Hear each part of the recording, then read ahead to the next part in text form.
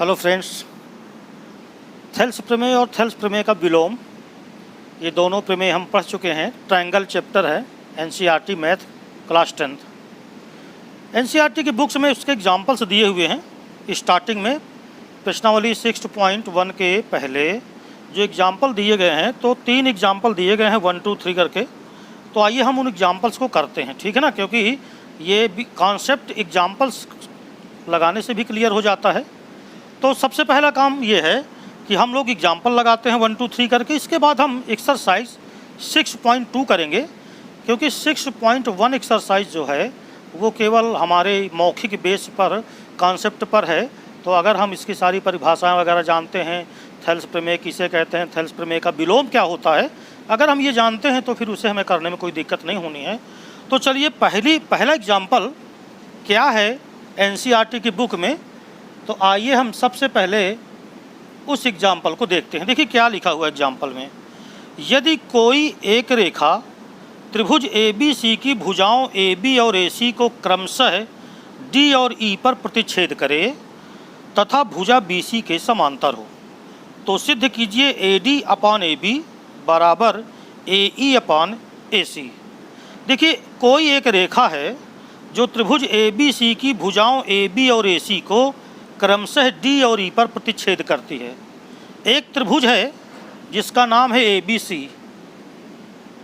ये मान लीजिए एक त्रिभुज मैंने बनाया जिसका नाम है ABC। ये ABC त्रिभुज हो गया। कोई एक रेखा त्रिभुज ABC की भुजाओं AB और AC, एक रेखा मान लीजिए ये कोई है, L रेखा नाम दे दिया। ये रेखा त्रिभुज ABC की भुजाओं को क्रमशः D तथा E पर प्रतिच्छेदित करती है, और जो DE है ये BC के क्या है, समांतर है। तो देखिए हमें जो ज्ञात है हमें मालूम है कि त्रिभुज ABC में जो DE रेखा है ये BC के क्या दी गई है, समांतर। BC आपको दिख रही होगी। BC के समांतर रेखा कौन सी दे दी गई है, DE। तो हमें सिद्ध करना है, ये लिखने का तरीका है, ये आप जानते हो, ज्ञात है, सिद्ध करना है, फिर रचना वगैरह। सिद्ध करना है AD upon AB, AD upon AB, और ये बराबर सिद्ध करना है AE अपॉन AC। ये AB है। ये है पहला एग्जाम्पल एनसीईआरटी का। बहुत अच्छा क्वेश्चन, बढ़िया सवाल, बढ़िया एग्जाम्पल है। आप इसको ज़रूर देखिएगा, ध्यान से सुनिए, ध्यान से। जब हम इसको हल करेंगे या हम इसको उपपत्ति ऐसे लिखते हैं, इसकी उपपत्ति, तो सबसे पहले देखो हमें क्या दिया गया है। ये जो DE रेखा है ये BC के क्या है, समांतर है।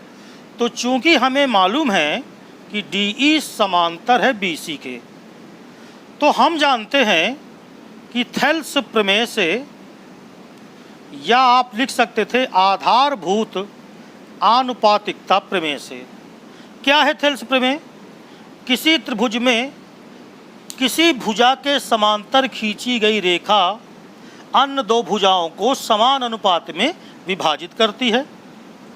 तो चूंकि थेल्स प्रमेय अगर हम इसमें लगाएंगे तो देखो जो DE रेखा है वो BC के क्या है, समांतर है।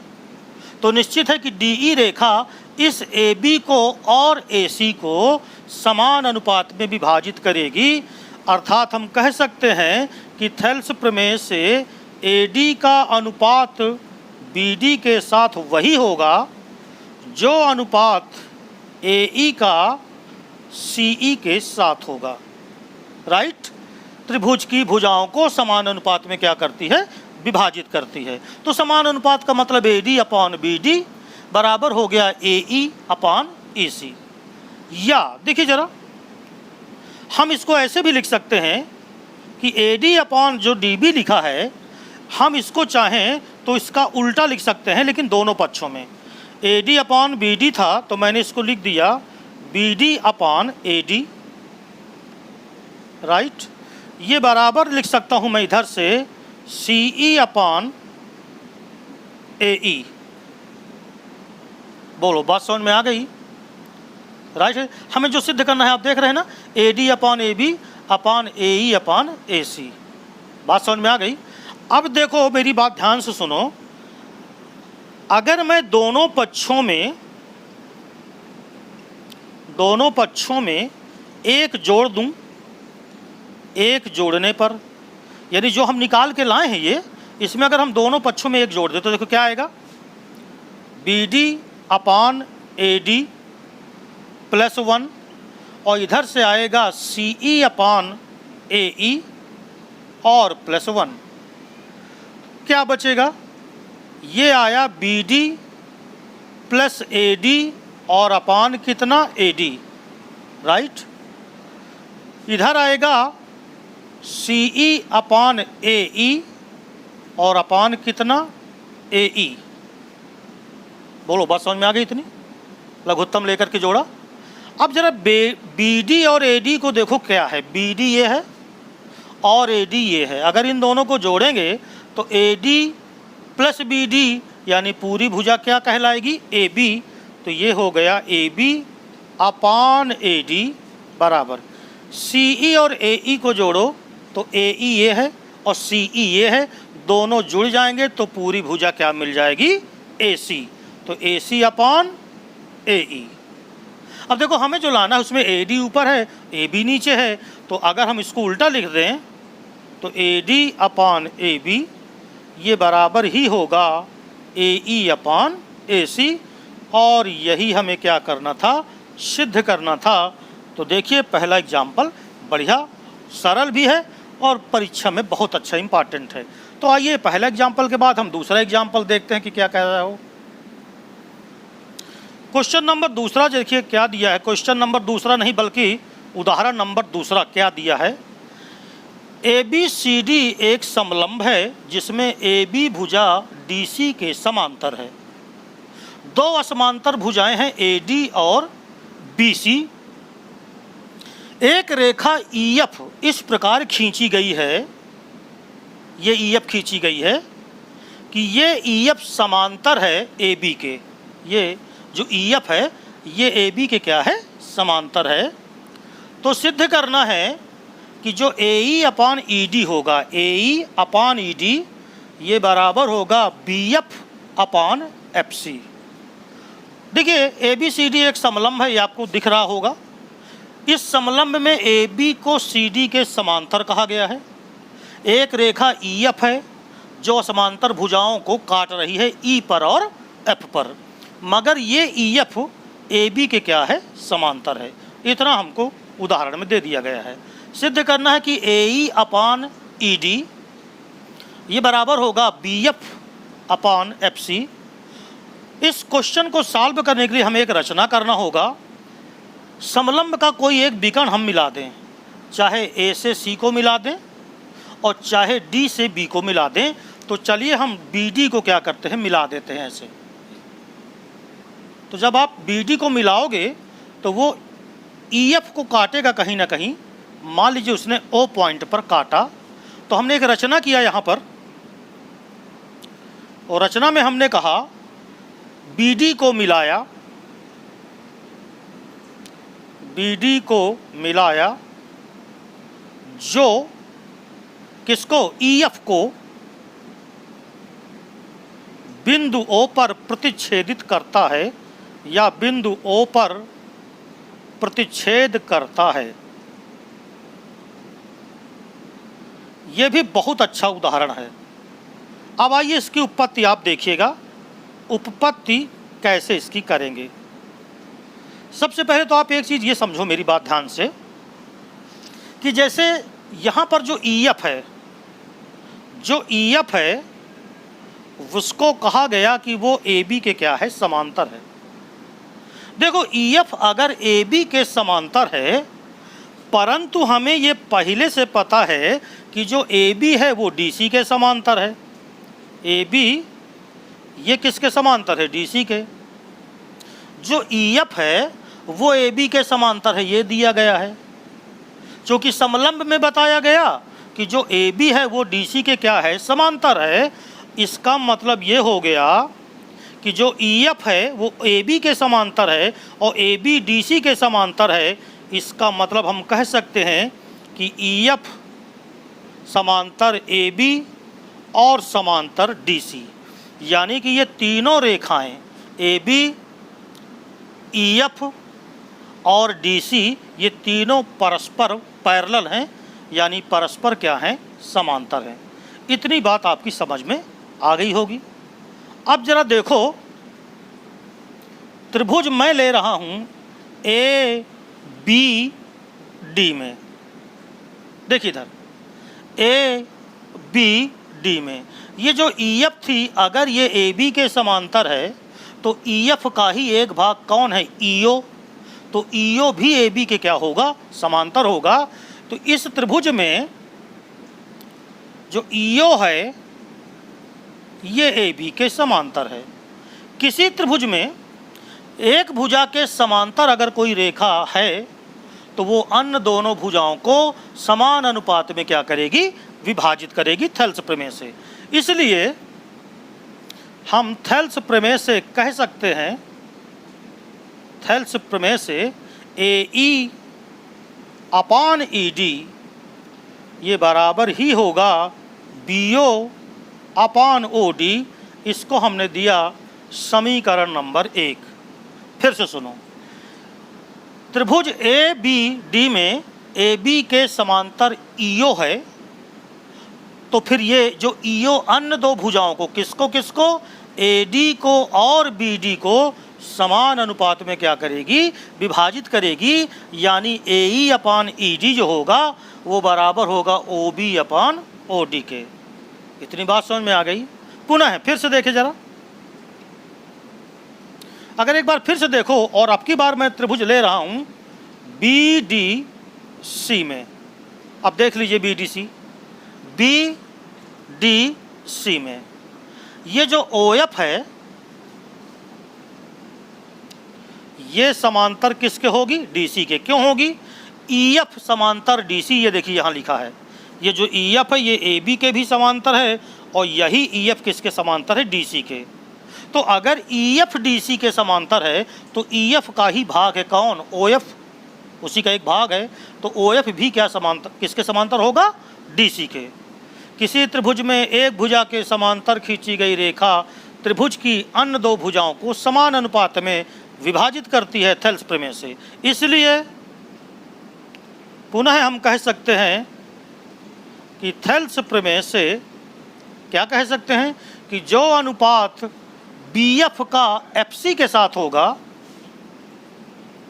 BF अपान FC होगा, वो बराबर ही होगा BO अपान OD, यानी ये बराबर होगा BO अपान OD। इसको दिया हमने समीकरण नंबर 2। अब जरा आप समीकरण 1 और 2 की जरा तुलना करो। यानी हम कह दें कि समीकरण 1 तथा 2 की तुलना करने पर, अब आप इन दोनों की अगर तुलना करो तो समीकरण 1 और 2 में तुलना का मतलब बायां पक्ष देखिए जरा।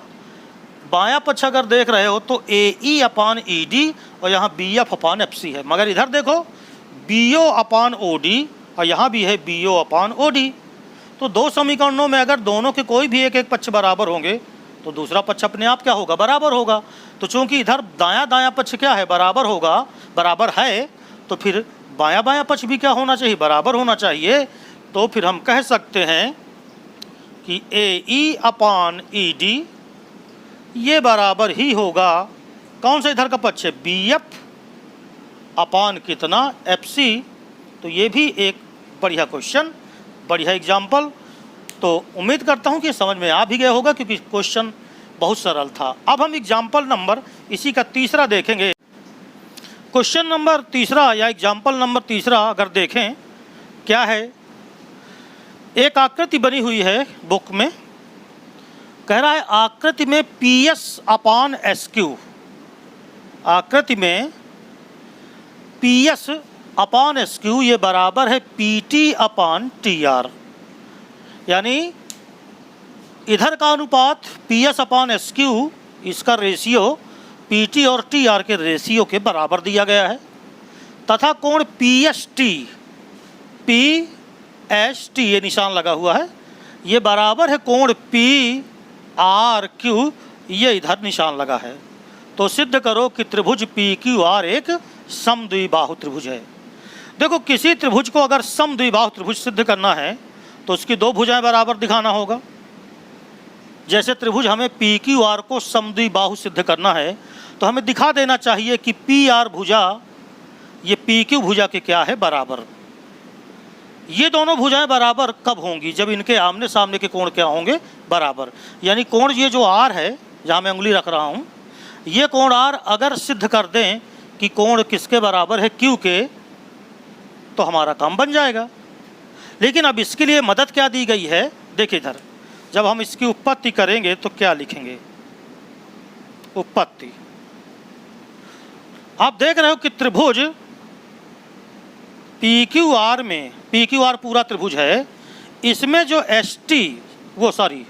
इसमें जो PS/SQ है, ये बराबर है PT/TR।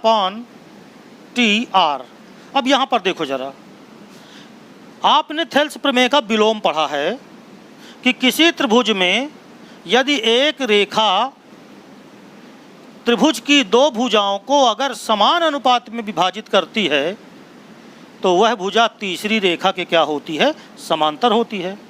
फिर से सुनिए, थेल्स प्रमेय का विलोम क्या है? किसी त्रिभुज में यदि कोई रेखा त्रिभुज की दो भुजाओं को समान अनुपात में विभाजित करती है तो वह रेखा त्रिभुज की तीसरी भुजा के समांतर होती है। तो यहाँ पर चूंकि PS/SQ, ये PS/SQ ये बराबर है PT/TR, तो ये अनुपात इधर के अनुपात के क्या है, बराबर है। इसलिए हम ये कह सकते हैं कि थेल्स प्रमेय के विलोम से, थेल्स प्रमेय के विलोम से, और मैंने आपको थेल्स प्रमेय का विलोम बता दिया है, आप पीछे जाके देख सकते हैं वीडियो में, प्लेलिस्ट में ट्रायंगल का प्लेलिस्ट है, उसमें थेल्स प्रमेय का विलोम। तो थेल्स प्रमेय की विलोम से हम ये कह सकते हैं कि जो ST रेखा होगी, ये रेखा QR के क्या होगी, पैरेलल होगी। ये चीज़, ये मेन चीज़ आ गई। अब ST रेखा अगर QR के समांतर आ गई तो फिर देखो जरा, दो समांतर रेखाओं को अगर कोई एक तिर्यक रेखा काटे तो फिर उनके संगत कोण आपस में क्या होते हैं, बराबर होते हैं। तो फिर ST, अब हम कह सकते हैं कि चूंकि जो ST है ये समांतर है किसके, QR के, तथा ये जो PQ है ये तिर्यक रेखा है, तिर्यक रेखा है। क्लास 9th में आपने पढ़ा था कि किन्हीं दो समांतर रेखाओं को कोई तिर्यक रेखा काटती हो तो उनके संगत कोण क्या होते हैं, बराबर होते हैं। इसलिए कोण PST यानी जहाँ निशान लगा है ये बराबर होगा कोण किसके, Q के। Q का हमने सिंगल नाम इसलिए लिख दिया क्योंकि Q अकेला ही तो है यहाँ पर कोई और दूसरा कोण नहीं बन रहा, इसलिए, और निशान भी लगा हुआ है तो आप समझ जाओगे। तो कोण PST ये बराबर हो गया कोण किसके, PQR कहो चाहे खाली Q कह दो, परंतु इसको एक नंबर दे दिया। परंतु हमें ज्ञात है, अगर मैंने कहा हमें ज्ञात है तो इसका मतलब यहाँ ज्ञात है, जो PST है ये कोण PQR के बराबर है, परंतु हमें ज्ञात है कि कोण PST ये बराबर है कोण PRQ के। इसको हमने समीकरण नंबर 2 दे दिया। तो अब अगर तुम समीकरण 1 तथा 2 की तुलना करो, 1 तथा 2 से, दोनों के बाएं पक्ष में एक ही कोण है, यह है कोण PST और यहाँ भी कोण लिखा है PST, तो ये दोनों कोण बराबर हो गए। तो अगर बायां बायां पक्ष बराबर तो दायां दायां बराबर, यानी कोण Q बराबर कोण PRQ। कोण Q का मतलब ये कोण, और R ये कोण है PRQ, ये देखिए। तो ये देखो, अगर किसी त्रिभुज में आमने सामने के कोण बराबर हो जाएं तो क्लास 9th पढ़ा था उनकी सम्मुख भुजाएं भी क्या होती हैं, बराबर होती हैं। तो जो कोण जो Q है वो कोण आर के आया, इसलिए हम ये कह सकते हैं कि जो पी क्यू भुजा होगी त्रिभुज की, यानी पी क्यू ये बराबर हो जाएगा किसके, पी आर के। हम कह सकते हैं समान कोणों की सम्मुख भुजाएं। क्लास 9th की प्रमेय है। बात समझ में आ गई? अच्छा, किसी त्रिभुज में अगर दो भुजाएं बराबर हो जाएं तो वही त्रिभुज क्या होता है, समद्विबाहु। इसका मतलब हम ये कह सकते हैं कि त्रिभुज P Q R, A B C की लिखने की आदत पड़ी है, पी क्यू आर एक कैसा त्रिभुज है, समद्विबाहु त्रिभुज है। That's all. ये हो गया एग्जाम्पल नंबर 3। तो चलिए ये 3 एग्जाम्पल के बाद हम एक्सरसाइज के भी कुछ सवाल यहाँ कर लेते हैं, क्योंकि एक्सरसाइज एक वीडियो में तो पूरी हो ना पाएगी, तो इसके कुछ सवाल हम इसमें भी ऐड करते हैं। तो जैसे 1 2 3 सवाल कर लेते हैं। तो चलिए अगला क्वेश्चन अब हम एक्सरसाइज से शुरू करेंगे। तो देखते हैं क्या है एक्सरसाइज। तो चलिए अब हम एग्जाम्पल्स तो हमारे 1 2 3 पूरे हो गए। एक्सरसाइज 6.2 प्रश्नावली 6.2, उसके पहले क्वेश्चन में 2 भाग दे दिए गए हैं। आइए देखते हैं दोनों भाग क्या हैं। कह रहा है आकृति 1 तथा 2, ये 2 आकृतियां बनी हुई हैं। इन आकृतियों में जो DE रेखा है ये DE है, और यहाँ पर ये DE है, ये BC के क्या है, समांतर, यानी तीसरी रेखा BC है ना, ये इसके समांतर है। तो आकृति नंबर 1 में आपको EC ज्ञात करना है और आकृति नंबर 2 में आपको AD ज्ञात करना है। बहुत ही इजी। देखो हम ये कहेंगे, अब हम जैसे पहले वाले के लगा रहे हैं, तो चूंकि जो DE रेखा है ये BC के क्या है, समांतर है। किसी त्रिभुज में एक भुजा के समांतर अगर कोई रेखा होगी तो त्रिभुज की अन्य 2 भुजाओं को समान अनुपात में विभाजित करेगी। अतः कौन सी प्रमेय से, थेल्स प्रमेय से। अब हम थेल्स प्रमेय से कह सकते हैं कि जो अनुपात AD का होगा किसके साथ, BD के साथ, तो AD अपान BD ये बराबर ही होगा AE अपान किसके, EC के। अब देखिए मान रखे हैं AD की जो माप है वो 1.5 सेंटीमीटर, तो 1.5 अपान BD दिया है 3 सेंटीमीटर यानी 3.0, और 1 दिया है AE और EC हमसे पूछा है। तो देखो हम इसे कैंसिल करें तो 2 बार जाएगा, और अगर तिर्यक गुणा कर दें तो EC बराबर कितने सेंटीमीटर, 2 सेंटीमीटर। ये बिल्कुल आसानी से देखिए हो गया पहला भाग।